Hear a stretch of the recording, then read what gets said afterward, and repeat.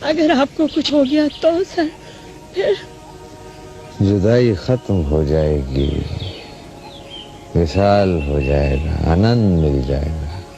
جدائی ختم ہو جائے گی؟ ہاں مومنہ، اب جینے کو جی نہیں جاتا۔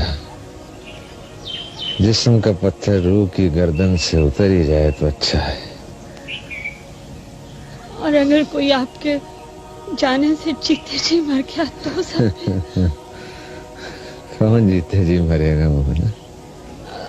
آپ کی والدہ سر، ماں جی آپ کا بیٹا۔ نہیں مومنہ، ان کو کچھ نہیں ہوگا، وہ ٹھیک ٹھاک رہیں گے۔ دنیا والے ان کا جی لگاتے رہیں گے، بہلاتے رہیں گے۔ ایسا کیوں ہے سر؟ کیسا کیوں ہے؟ انسان کے اتنے بڑے بڑے نقصان کیوں ہوتے ہیں سر؟ نفع کے مقابلے میں ہمیشہ نقصان ہی کیوں ہوتا ہے سب کا؟ اس لیے کہ ہمیں تولنے کا طریق نہیں آتا، بانٹنے کا ڈھنگ نہیں آتا۔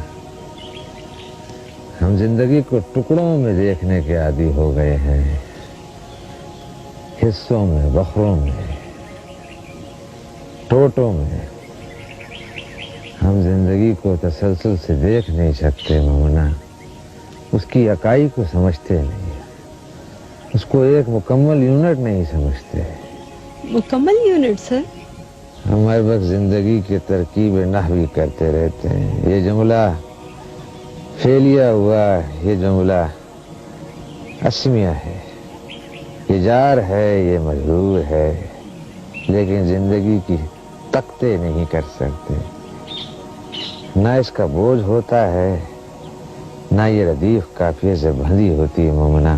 زندگی ہوتی ہے آخری سانس سے آخری گھاٹ تک۔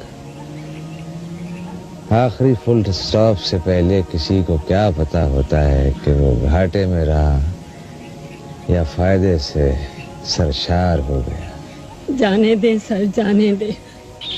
آپ کا کبھی نقصان ہوا نہیں نا، آپ کو کیا پتا ہو کہ نقصان کیا ہوتا ہے؟